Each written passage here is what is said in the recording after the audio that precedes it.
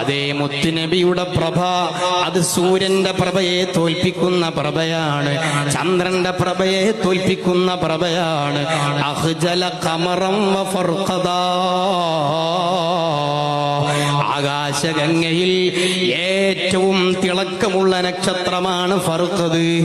ആ ഫർഖദ് നക്ഷത്രത്തെ പോലും തോൽപ്പിക്കുന്ന പ്രഭയാണ് ഹബീബായ മുത്തുനബിയുടെ പ്രഭ.